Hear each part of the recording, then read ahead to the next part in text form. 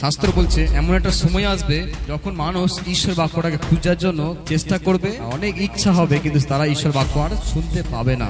কেন? কারণ সেই সময় আর ঈশ্বর বাক্য শোনানো হবে না। আজকের আমার প্রচারের টাইটেল, যিশুর সিংহাসনের পাশে বসতে চায়। মতি পুস্তক 20 অধ্যায় 20 থেকে 28। সিবদিয়ের স্ত্রী যাকব, যোহনের মা, তার 2 ছেলেকে নিয়ে যিশুর কাছে এসে প্রণাম করে তাকে কিছু বলতে চাইলেন। যিশু তাকে জিজ্ঞাসা করলেন, তুমি কি চাও? তিনি বললেন, এই প্রতিশ্রুতি আমাকে দিন যে যখন আপনি রাজা হবেন তখন যেন আমার এই 2 ছেলের একজন আপনার ডান দিকে, অন্যজন আপনার বাম দিকে বসতে পায়। যিশু বললেন, তোমরা যে কি চাইছো তা জানো না? যে পাত্র থেকে আমি পান করতে চলেছি সেই পাত্র থেকে তোমরা কি পান করতে পারবে? তারা বললেন, হ্যাঁ, আমরা পারবো। তিনি তাদের বললেন, তোমরা সত্যি আমার থেকে পান করবে, কিন্তু কাউকে আমার ডান পাশে ও বাম পাশে বসতে দেওয়ার অধিকার আমার হাতে নেই। আমার পিতা যাদের জন্য সেই স্থান নির্দিষ্ট করে রেখেছে তারাই সেই অধিকার পাবে। এসব শুনে অন্য 10 জন শিষ্য 2 জন ভাইয়ের ওপর অত্যন্ত রুষ্ট হলেন। কিন্তু যিশু তাদের কাছে ডেকে বললেন, তোমরা জানো যে বিজাতীয়দের শাসনকর্তারা প্রজাদের ওপর প্রভুত্ব করে, তাদের মধ্যে আবার যারা প্রধান তারা কর্তৃত্ব করে তাদের উপরে। তোমাদের পরস্পরের মধ্যে সে রকম সম্পর্ক নেই। তোমাদের মধ্যে যে বড় হতে চাইবে তাকে হতে হবে তোমাদের পরিচারক, আর যে প্রধান হতে চাইবে তাকে হতে হবে সকলের দাস। মনুষ্যপুত্র এসেছেন সেবা পেতে নয়, সেবা করতে এবং বহুজনের পরিবর্তে মুক্তিপণ স্বরূপ নিজ প্রাণ দিতে। আমেন। মূল বিষয় হচ্ছে এটাই। তো আমরা অনেক সময় অনেক কিছু বাইবেলে পড়ি, অনেক কিছু বাইবেলে শিখি, ঠিক আছে, কিন্তু আমি এই জায়গাতে এসে আটকে গেছি। আমি কখনো দেখছি যিশু অন্ধকে দৃষ্টি দিচ্ছে, আমি কখনো দেখছি যিশু পঙ্গুকে চাঙ্গা করে দিচ্ছে, আমি কখন দেখছি যিশু জলের মধ্যে দিয়ে হাঁটছে। যিশু এত কিছু করছে, আর মানুষ, জনতা 3 রকম মানুষ দেখতে পায়। একরকম হচ্ছে যে চাইছে যিশুর কাছে গেলেই খেতে পাবো। এক ক্যাটাগরির লোক কি করছে, যিশুকে অনুসরণ করছে, যিশুর কাছে গেলে পেট ভরে খাবার দিচ্ছে। যিশু বুঝে গেছে এক প্রকার লোক এরকম আছে খাবার জন্য আমার কাছে আসে, আর এক প্রকার মানুষ এরকম আছে যিশুর কাছে গেলে ভালো হয়ে যাব। রোগ, বিশাল রোগ যন্ত্রণা নিয়ে কেউ পঙ্গু, তাকে তুলে নিয়ে আসছে একদম 4 জন মিলে, বিশাল কিছু ভাবে মানুষ আসছে সুস্থ হওয়ার জন্য। আর এক প্রকার লোক আসছে ঈশ্বরের বাক্যটাকে শুনবো এবং সেই বাক্য মেনে চলবো। এই 3 ক্যাটাগরির লোক থাকে। আমি যখন বাইবেল পড়ি এরকম ক্যাটাগরির লোকগুলোকে দেখতে পাই। আরেকজন লোক থাকে মিরাক্কেল দেখাও, অলৌকিক কাজ দেখাও, চিহ্ন চমৎকার দেখাও বলে বিশাল কিছু যিশুকে শুধু রিকোয়েস্ট করবে, প্রভু করুন, প্রভু করুন। ফরিসিগুলো, প্রভু করুন, এটা করে দিন, ওটা করে দিন বলে যিশুকে শুধু বারবার ওই জায়গাতে দেখতে পাবেন। আমরা যখন সুসমাচার পুস্তকগুলো পড়ি আমরা এগুলো দেখি, তাই তো? হালেলুয়া। আমরা দেখি তো এগুলো। আমরা যখন এগুলো দেখি, কিন্তু আরেকজন কেউ থাকে, কেউ তার বিশ্বাসটাকে তুলে ধরে, প্রভু আপনাকে আমার বাড়িতে আসতে হবে না, মুখে বলে দিন আমার দাস কি হয়ে যাবে, ভালো হয়ে যাবে। প্রভু আপনার টেবিল থেকে পড়ে যাবার যে খাবার কুকুরেরা খায়, আমি সেরকম। অনেক বড় বড় বিশ্বাস আমি বাইবেলে দেখতে পাই। আর এই জায়গাতে মতি পুস্তক 20 অধ্যায় 20-তে যখন আমরা আসি, তখন আমরা একটু থেমে যেতে হবে। প্রভুর কাছে যারা আসে তারা অনেক চাওয়া পাওয়া নিয়ে আসে। একজন মা, ওই মা হচ্ছে যাকব আর যোহনের। যিশুর যে শিষ্য ছিল, 12টা শিষ্য ছিল, ওই 12 জন শিষ্যর মধ্যে 2 জনের মা একটাই, ঠিক আছে। ওই মা দেখছে প্রভু যিশুর কাছে যাওয়া মানে সম্মানের ব্যাপার, প্রভু যিশুর কাছে আসা মানে পবিত্র হওয়া দরকার, প্রভু যিশুর কাছে আসা মানে সত্যি একটা অন্যরকম জীবন, এই জগতের জীবন না, ওটা একটা আলাদা রকম একটা ঈশ্বরের উপস্থিতির জগৎ জীবন। মানে একজন মা খুব খুশি। কার মা? যাকব আর যোহনের মা। আমার খুব ভালো লাগছে, আর আমি অবাক হচ্ছি, সত্যি একজন মায়ের কতটা একটা ইচ্ছা, কতটা ইচ্ছা। আপনারা এখানে অবশ্যই অনেকজন মা আছেন, তাই না? আপনাদের অনেক ছেলে আছে না? আপনার কারো একটা ছেলে, কারো 2টো ছেলে। আপনার সন্তানের জন্য আপনি চিন্তা করেন তো? ভাবেন তো? আপনি যখন প্রার্থনায় আসেন কার জন্য বেশি ভাবেন? ছেলের জন্য বেশি ভাবেন, তাই তো? আর আপনার প্রার্থনার বিষয় অবশ্যই ছেলের জন্য বেশি থাকে। তাহলে আপনি চিন্তা করুন, যিশু আছে সেই সময়, আর যিশুর শিষ্যরা আছে। ওই 12 জন শিষ্যর মধ্যে দুটো শিষ্যর মা ভাবছে এতজন তো আছে, যিশুর পেছনে তো এত লোক আছে, তাহলে যিশু তো রাজা, যিশুকে ঈশ্বর সিংহাসনে বসাবে। সবাই জানে যিশু হচ্ছে রাজা। তাই ওই মা মনে করলো তাহলে যিশুকে একটু রিকোয়েস্ট করব, যিশুকে একটু বলবো, যিশু তুমি যখন তোমার সিংহাসনে বসবে, আমার ছেলেকে একজনকে তোমার ডান পাশে নিও আর একজনকে তোমার বাঁ পাশে নিও। একটা মায়ের ইচ্ছা তো এটা হয় না? আমার ছেলে একটা ভালো জায়গায় করুক, যাক, আমার ছেলে একটা ভালো চাকরি করুক, আমার ছেলে বড় মানুষের মতো মানুষ হোক, চাই না? সেই সময় যিশু যখন ছিল, সেই সময় ওই মা খুবই চিন্তা করছে, যিশুর দুপাশে যদি আমার ছেলেকে বসতে দিতে পারে, আমার মনে শান্তি। হালেলুয়া। হয় না? যখন আপনার ছেলেকে আপনি দেখবেন কোনো একটা বড় জায়গায় পোস্টিং এ চাকরি করছে, বড় জায়গা পোস্টিং, আপনার ছেলের সবাই নাম করছে, আপনার ছেলের সবাই বলছে, বাহ এত সুন্দর ছেলে দেখা যায় না, খুব সুন্দর, মানে নাম করবে আপনার ছেলের। ছেলে এমনই কাজ করেছে, মায়ের নাম, বাবার নাম, সো সবাই বলবে ভেরি গুড, খুব ভালো সুন্দর ছেলে। ওই জন্য মা বলছে, যিশু তুমি একটা কাজ করো, আমি তোমাকে যে অনুরোধ করছি, আমার দুই ছেলেকে তোমার দুই পাশে জায়গা দাও। হালেলুয়া।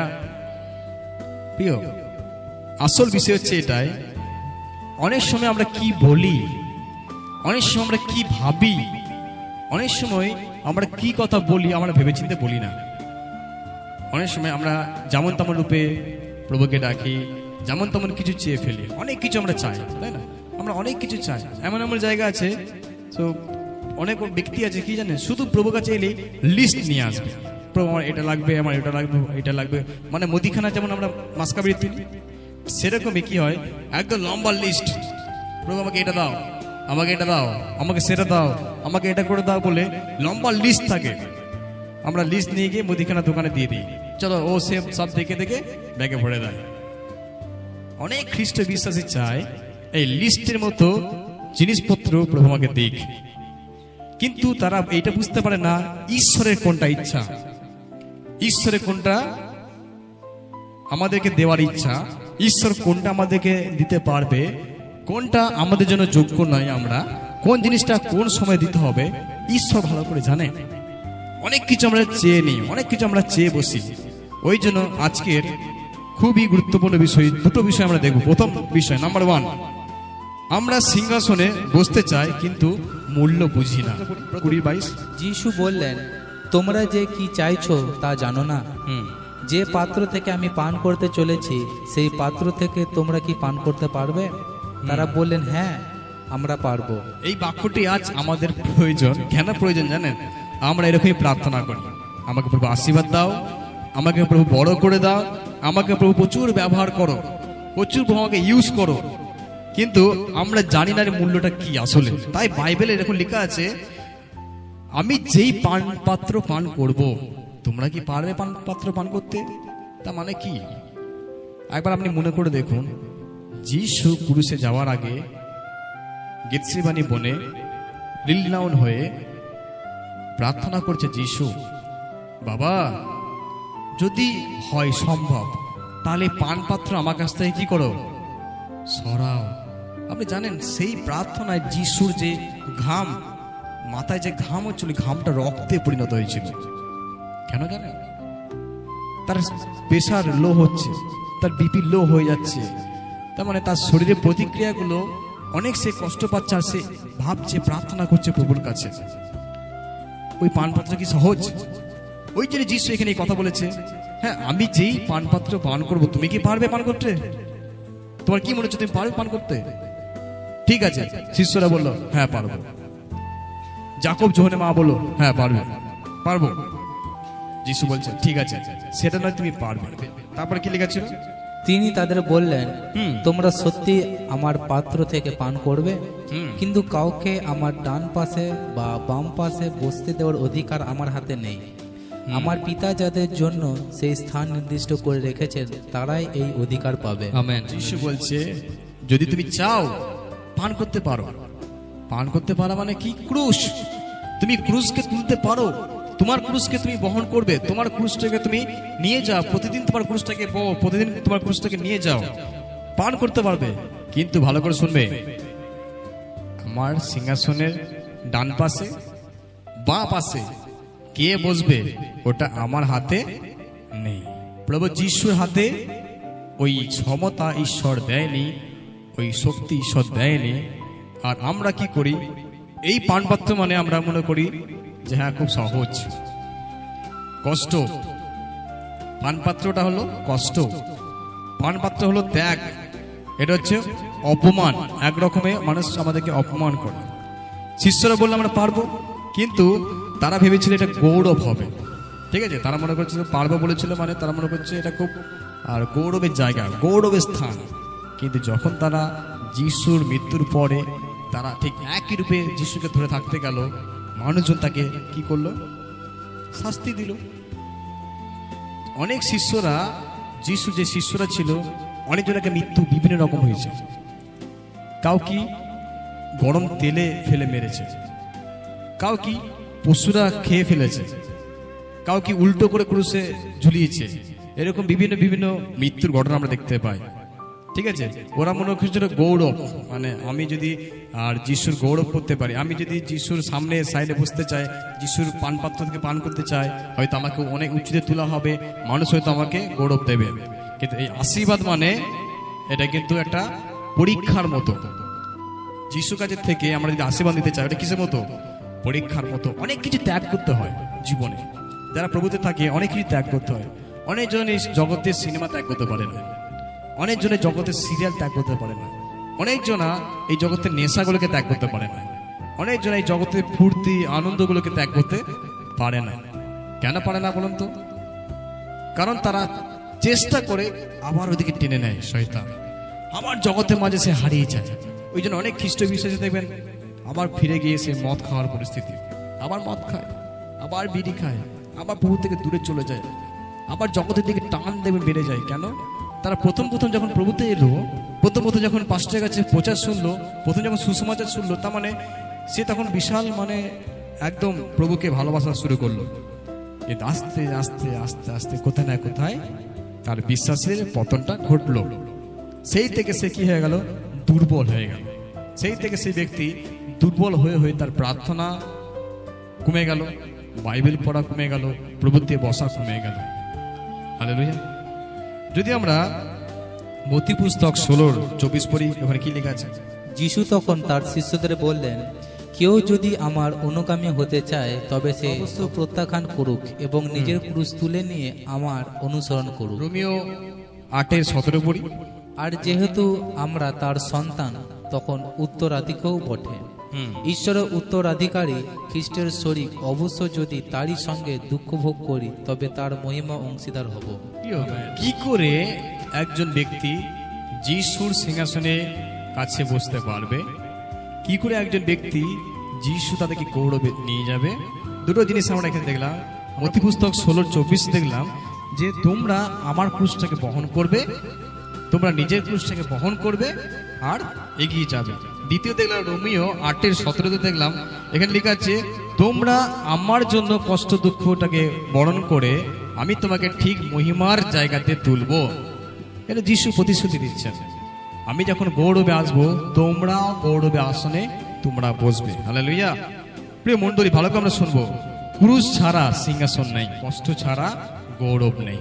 হালেলুয়া। যদি কেউ উঁচুতে উঠতে চায়, যদি কেউ বড় জায়গাতে উঁচুতে উঠতে চায়, অবশ্যই তার জন্য কষ্ট তাকে কি করতে হবে? সইতে হবে। সেটা যেই কোনো রূপে কষ্ট হতে পারে, এই জগতের থেকে আসতে পারে, আমরা নিজের লোকের কাছ থেকে আসতে পারে, যেই কোনো রূপে কষ্ট আমরা জীবনে আঘাত করতে পারে। কিন্তু কষ্টের পরে কি আছে? গৌরব। হালেলুয়া। দেখুন বাইবেল লেখা আছে কষ্ট হচ্ছে 10 দিনের, চিরদিনের না, কষ্ট হচ্ছে 10 দিন। এই যে আমাদের মাধ্যমিকের ছাত্ররা এক্সামের আগে তারা 1 বছর খুব পড়াশোনা করেছে, কেউ খাবার টাইম পায়নি, কেউ পরিবারকে টাইম দেয়নি, কেউ অন্য ফালতু সময় নষ্ট করেনি, কেউ অন্য কোনো পুজোতে যায়নি, কেউ অনুষ্ঠানে যায়নি, কোনো আত্মীয় বাড়ি যায়নি। অনেক স্টুডেন্টরা নিজের ইচ্ছাটাকে ত্যাগ করেছে। কষ্ট হয়েছে, হয়নি? পড়েছে, দিন আর রাত পড়াশোনা করেছে। এই যে এই সপ্তাহে তাদের রেজাল্ট বেরিয়েছে। যারা কষ্ট করে পড়াশোনা করেছিল তারা সব ভালো নাম্বার পেয়েছে। পেয়েছে ভাই, পেয়েছে। আমার একজন ভাগনা আছে, অর্জুন পাত্র। তো ওই ভাগনা 600 নাম্বার পেয়েছে। তো মাধ্যমিকে 600 নাম্বার সে পেয়েছে, কিন্তু তার পেছনে তার কি আছে? অনেক পরিশ্রম আছে। তাকে তার অনেক জায়গায় যাওয়ার ছিল, সেগুলোকে যায়নি। অনেক জায়গায় ইচ্ছা ছিল, সেগুলোকে ত্যাগ করেছে। অনেক কিছু সে আর চাইলে সময়টাকে এই জগতের দিকে দিতে পারতো, কিন্তু সে নিজেকে ঠিক রেখে পড়াশোনাতে মনোযোগ দিয়ে আর সব কিছু চোখ কান বন্ধ করে পড়াশোনায় মনোযোগ দিয়ে সে আজকে কিন্তু ফার্স্ট ডিভিশন পেয়েছে। কেন পেল? কষ্ট হয়েছে তো, তারপরে তো রেজাল্ট। এরপরে যখন পাস করেছে ফার্স্ট ডিভিশনে, এবার সে কেমন থাকবে? দুঃখে না আনন্দে? আনন্দ থাকবে না? তার ফ্যামিলির লোক, তার বাড়ির লোক, তার মণ্ডলী সবাই আনন্দ থাকবে। দেখুন, কষ্ট আছে, পরিশ্রম আছে, কিন্তু এটা কদিন? বাইবেল অনুযায়ী 10 দিন। আমি আর আপনি যদি পরীক্ষা দিচ্ছি, কষ্ট ভোগ করছি, কিন্তু এটার পরেই বলুন, কষ্ট, দুঃখ, যন্ত্রণা, এটার পরে আমি গৌরবের আসনে বসবো। যিশু আমাকে বসাবেন। হালেলুয়া। তাই প্রথম বিষয় আমরা এটাই দেখলাম, আমরা সিংহাসনে বসতে চাই, কিন্তু এর মূল্যটাকে বুঝি না। আমরা মূল্যটাকে এখনই বুঝছি, যেন এই জগৎ আর আমি আলাদা, আমার জীবন আলাদা, জগতের মানুষের জীবন আলাদা। আর আমি যখনই প্রতিদিন ক্রুশটাকে তুলবো, তখন আমি প্রভুর সেই গৌরবে আসনে যেতে পারবো। আমাদেরকে মূল্য বুঝতে হবে। প্রথম, মূল্য না বুঝলে আমাদের জীবনে ঈশ্বরের কাজ হবে না। দ্বিতীয়, যিশুর রাজ্যে বড় হওয়া নিয়ম হচ্ছে আলাদা। কেমন আলাদা? যারা এই জগতের বড় হতে চায় তাদের কেমন নিয়ম জানেন? তারা যে উঠছে ওর পাটাকে ধরবে, ওর পাটাকে ধরে টেনে নামাবে, নিজে উঠতে চাইবে। এই জগতের বড় হওয়া কেমন বলে দিচ্ছে আপনাকে। অন্যজনের ক্ষতি করে ও নিজে বড় হতে চাইবে। অন্যজনের কাঁধে পা দিয়ে ও উঠতে চাইবে। অন্যজনা উঠছে বলে ওর পাটাকে টেনে সে উপরে উঠতে চাইবে। কিন্তু খ্রিস্ট বিশ্বাসীর উন্নতি হওয়ার আলাদা, তাদের নিয়মটা আলাদা, তাদের সিস্টেমটা আলাদা। হালেলুয়া। বলে খ্রিস্ট বিশ্বাসীর বড় হওয়াটা আলাদা, আলাদা রকম সিস্টেম। এই জগতের মানুষ অন্যজনের পা ধরে টেনে সে উঠতে চায়, কিন্তু খ্রিস্ট বিশ্বাসী নিজেকে নত করে উপরে উঠতে পারে। বাইবেল পড়ি, পুস্তক 20:25-26। কিন্তু যিশু তাদের কাছে ডেকে বললেন, তোমরা জানো যে বিজাতীয়দের শাসনকর্তারা প্রজাদের প্রভুত্ব করে, তাদের মধ্যে আবার যারা প্রধান তারা কর্তৃত্ব করে তাদের ওপরে। তোমাদের পরস্পরের মধ্যে সেই রকম সম্পর্ক নয়। তোমাদের মধ্যে যে বড় হতে চাইবে তাকে হতে হবে তোমাদের পরিচারক, আর যে প্রধান হতে চাইবে তাকে হতে হবে সকলের দাস। মানবপুত্র এসেছেন সেবা পেতে নয়, সেবা করতে। আমেন। হালেলুয়া। দেখুন, এখানে স্পষ্ট বলে দিয়েছে যিশু, যদি তোমরা গৌরব পেতে চাও, যদি তোমরা বড় হতে চাও জীবনে, তাহলে আগে নিজেকে নত করো। এখানে এসে সবাই আটকে যায়, এই জায়গাতে এসে সবাই থেমে যায়। আমি ছোট হব, আমি নত হব, আমাকে ও ছোট করেছে, আমাকে ওই ব্যক্তি নত করেছে, আমাকে সবার সামনে অপমান করেছে, আমি তাকে ক্ষমা করব, আমি তার সঙ্গে কথা বলবো, আমি যতদিন বাঁচবো আমি কোনোদিন তার সঙ্গে কথা বলা দূরের কথা, আমি তার মুখ দেখবো না। আপনি কি বলবেন এরকম কথা? কি মনে হচ্ছে একজন খ্রিস্ট বিশ্বাসী কি এইভাবে বড় হতে পারবে? আপনি যদি মনে করেন আমি বাড়তে চাই, প্রভু আমাকে বাড়াও বাড়াও বাড়াও করে, আপনি যদি বলেন প্রভু আমাকে আশীর্বাদ করো, আমাকে শান্তি দাও, আমাদের পরিবারের সমস্ত অভাবকে দূর করে দাও, আপনি এত কিছু চাইছেন ঠিকই, কিন্তু যদি আপনি নিজেকে নত নম্র না করেন, আমরা যদি হাম্বেল না হই, আমাদের জীবনে যদি আমরা নিজেকে নত নম্র না করে চলি, তাহলে ঈশ্বর আমাদেরকে উন্নত করবে না। হালেলুয়া। অনেক সময় আমি দেখেছি অনেক মানুষ নিজেকে নত করতে চায় না, বরঞ্চ অন্যকে ছোট করে। এমন দুটো কথা বলে না, আপনি একদম ছোট হয়ে যাবে, মনে হবে যে আপনি একদম মানে ধুলোয় মিশে যাওয়া ব্যক্তি। সেখানে আপনি কি করব? আমরা কি একই ব্যবহার করব তার জন্য? কতজন আপনাকে অপমান করেছে? আছেন কেউ আপনাকে অপমান করেছে? করেনি?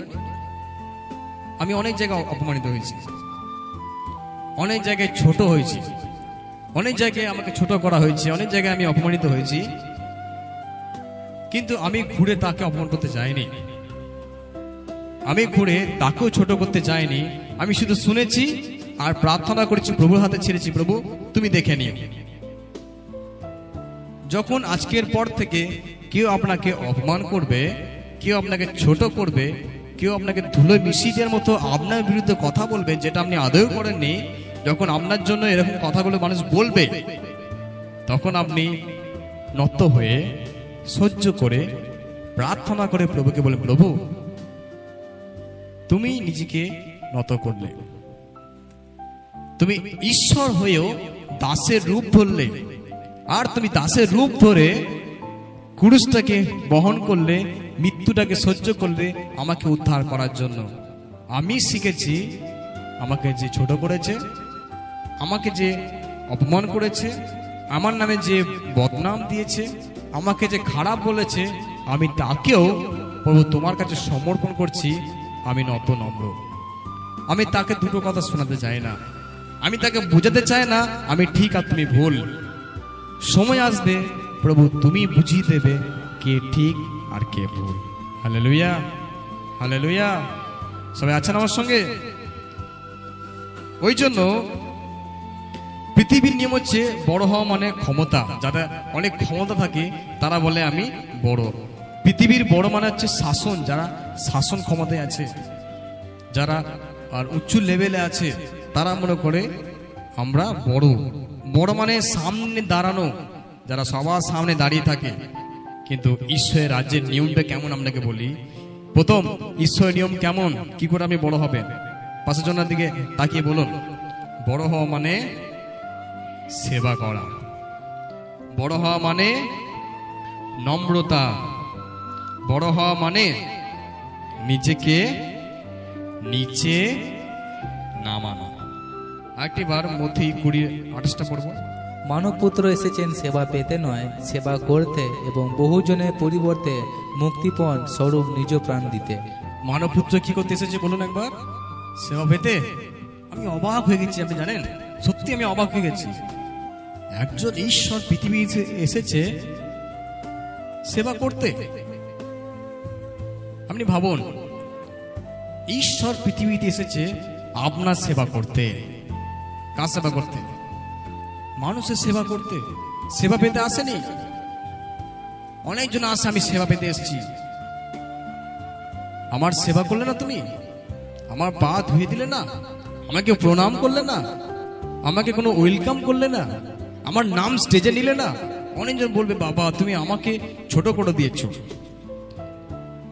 বাইবেলে ভালো করে পড়ুন, একে লেখা আছে, যিশু বলছে মানবপুত্র এসেছে সেবা পেতে না, সেবা করতে। আজকে আমি আর আপনি যারা আছি, আমাদের সত্যি সেবা করার হৃদয় আছে? সত্যি আপনার সেবা করার ইচ্ছা কতটা? সেবা অনেক প্রকার, আপনারা সবাই জানেন, সেবা অনেক রকম হয়। সত্যি কি একটা সেবার হৃদয় আপনার কাছে আছে? ফিলিপিও 2:6-8 পড়ব। তিনি স্বরূপে ঈশ্বর হয়েও ঈশ্বরের সমকক্ষ হতে চাননি, কিন্তু নিজেকে নিঃস্ব করে দাসের রূপ ধারণ করলেন, মানব সদৃশ্য হলেন। মানুষের আকারে আবির্ভূত হয়ে তিনি নিজেকে অপনমিত করলেন এখন তো বাধ্যতায় মৃত্যু, এমনকি ক্রুশের উপরে মৃত্যুবরণও করলেন। দেখুন, এখানে আমরা অনেকগুলো বিষয় পাই, কিন্তু আমি আপনাকে দুটো বিষয় বলবো। প্রথম বিষয় হচ্ছে তিনি ঈশ্বর ছিল সমকে, তিনি 100% ঈশ্বর, 100% মানুষ। ঠিক আছে, তিনি ঈশ্বর হওয়া সত্ত্বেও নিজেকে কি করলো, কি করলো, কি করেছে বিশ্বাসীরা? নত করেছে। তিনি ঈশ্বর ছিল, নিজেকে নত। আপনি ভাবুন, যেই একটা চাবুক যিশু গায়ে দিয়া মারা হলো, যিশু যদি একবার বলতো কে চাবুকটা মেরেছে, এক্ষুনি তুমি ধ্বংস হয়ে যাও, যথেষ্ট। বুঝতে পারছেন? যিশু একটা কথা যদি বলে শান্ত হও, যদি ঝড় থেমে যায়, যদি একবার বলে কে চাবুক মারলো তুমি এক্ষুনি মরে যাও, মরতো না? হ্যাঁ, তাহলে আপনাকে যখন কেউ চাবুক মারে, তাহলে আপনি কেন মরেন? বলেন মর মর। কেন? যখন আপনাকে কেউ আঘাত করে, তখন আপনি কেন তার কাছে তেড়ে দৌড়ে যান, এই আমাকে আঘাত করেছো, আজ তোমাকে দেখিয়ে দেবো আমি কে? কেন আমরা বলি? যখন আমরা কেউ হাতা খুন্তি বালতি নিয়ে নেয়, আপনি কেন বলতে যান এটা আমার জিনিস, তুমি কেন জোর করে নিয়েছো, আমি তোমার নামে আজকে থানায় কমপ্লেন করব? প্রয়োজন আছে আমাদের? না না না। কেন? আমি তো সাধারণ মানুষ, আপনি আমি কিচ্ছু নাই। শুধু এটা না, যার অনেক বড় অনেক অনেক টাকা আছে, গাদা সিকিউরিটি আছে, তাদেরকে গুলি করে মেরে দিচ্ছে, তাদের সেফটি নাই। তাহলে আপনি আমরা কে? কিচ্ছু নাই, তাই না? আমাদের কাছে কোনো শক্তি নেই, অর্থ নাই, ক্ষমতা নেই। আর আপনার চারপাশে দেখুন তো কোনো সিকিউরিটি আছে নাকি? যদি কেউ আপনাকে শত্রু গুলি করতে আসে, কেউ আপনাকে আটকাতে পারবে? মানে আপনার মৃত্যু কি কেউ আটকাতে পারবে? কেউ শত্রু আপনার কাছে দৌড়ে আসছে আপনাকে মারার জন্য, কেউ তো বডিগার্ড নেই আপনার কাছে, ও তো সহজে আপনাকে মেরে ফেলবে। তাহলে আমরা কেন এত অহংকার আমাদের মনের মধ্যে? কেন আমরা এত আর নিজেকে বড় বলে মনে করি? প্রথম জিনিস যিশু এটা বলতে চাইছে, আমি ঈশ্বর হয়েও নিজেকে কি করলাম? নত করলাম। আমি সময়কে ঈশ্বর হয়েও নত নম্র হয়েছি। আর দ্বিতীয় বিষয় হচ্ছে খুব গুরুত্বপূর্ণ, একদম লাস্টে কি লেখা ছিল? নত নম্র যিশু হয়েছিল বলে ঈশ্বর তাকে কি করেছিল? যিশু নিজেকে নত করেছিল বলে ঈশ্বর এই যিশু খ্রিস্ট নামটাকে, এই জগতে যত নাম আছে, যত কোটি নাম, যত মানুষ ঈশ্বর বলে দাবি করে, যত মানুষ বড় বড় জায়গায় বসে আছে বলে দাবি করে, সব নামের থেকে যিশু খ্রিস্টের নাম উচ্চতে তুলেছে। আর যারাই এই নামকে প্রভু বলে স্বীকার করবে, তারাই স্বর্গে যেতে পারবে। বলেন আমার সঙ্গে সবাই, বলেছেন কতজন? ওই জন্য যিশু খুবই গুরুত্বপূর্ণ একজন ব্যক্তি। যিশু সিংহাসনে বসে আছেন। যিশুর পাশে বসার আমাদের সবার ইচ্ছা, যিশুর কথা শোনার আমাদের সবার ইচ্ছা, সবার স্বপ্ন। আমি জানেন, আমি যখনই রাতে প্রার্থনা করে ঘুমাই, আমি প্রভুকে একটা কথা বলতে ভুলি না, প্রভু আজকে রাতে আমি তোমাকে দেখতে চাই। আজকে রাতে আমি যেন স্বপ্নের মধ্যে দিয়ে যেন তোমাকে দেখতে পাই। কতজন ইচ্ছা আছে যিশুকে দেখার? কতজন স্বপ্নে দেখতে চান প্রভুকে? বাস্তবে যদি দেখতে নাও পাই, প্রভু স্বপ্নে তুমি আমাদের দেখা দাও। হালেলুয়া। কতজন ভাবেন, প্রভু আমি শুধু তোমার কথা ভাবতে চাই, আমি যেদিকে যাবো যেন যিশুর কথা হয়, আমি যেদিকে যাবো যেন প্রভুকে মানুষ ডাকে, সব মানুষ যেন প্রভুকে স্বীকার করে, সব মানুষ যেন প্রভুকে বিশ্বাস করে, আর আমাদের পৃথিবী যেন, জগতের মানুষ যেন উদ্ধার লাভ করে। সবার ইচ্ছা না? তাই তো? ওই জন্য প্রভু যিশু আমাদেরকে কথা দিচ্ছেন, আমরা একটিবার নিজেকে তৈরি করব। আমরা একবার নিজেকে প্রশ্ন করব। আজ একটাই প্রশ্ন খুব গুরুত্বপূর্ণ, বিশাল গুরুত্বপূর্ণ ব্যক্তি, সেটা হচ্ছে আমরা কি যিশুর পাশে বসতে চাই? হ্যাঁ বা না? সবাই চাই বসতে, যিশুর পাশে বসতে চাই। কিন্তু আমরা যিশুর পথে যদি হাঁটি, তাহলেই আমরা বুঝতে পারবো। আমরা কখন যিশুর পাশে বসতে পারবো জানেন? যখন আমরা তার পথে হাঁটবো। কেমন করে হাঁটবো? অনেক সময় অনেক মানুষ আমরা বিপক্ষে দাঁড়াতে পারি, অনেক সময় এই জগতের সংসার আপনার বিপক্ষে দাঁড়াতে পারে, আপনাকে মানা করতে পারে।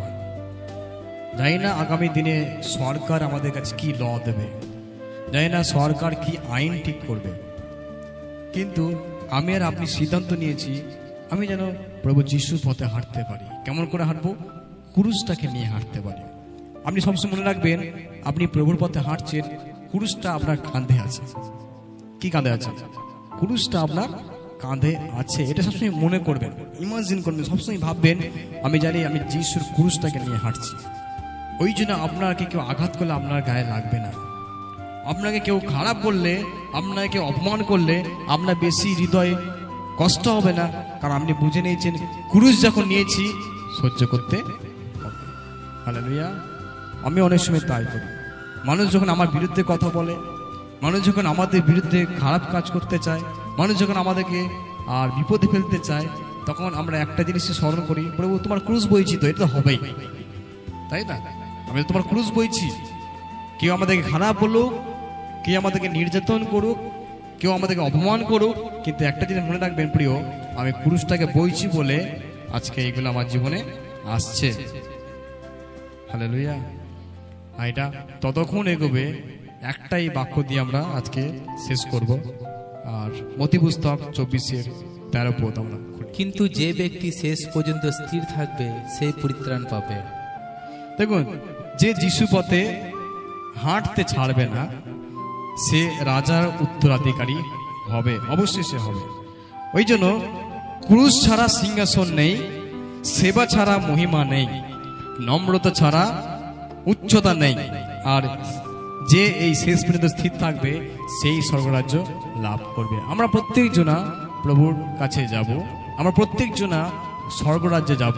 ওই জন্য আমাদেরকে তৈরি হতে হবে কেমন করে, এই জগৎ যাই হয়ে যাক, যাই কিছু বদলে যায়, সব কিছু পাল্টে গেলেও আপনি কিন্তু প্রভুর পথে হাঁটা শক্ত করে ধরে থাকবেন, যেন আপনার একবারও পিছন থেকে আপনি ফিরে না তাকান, একবার আপনি এই সাইডে না তাকান।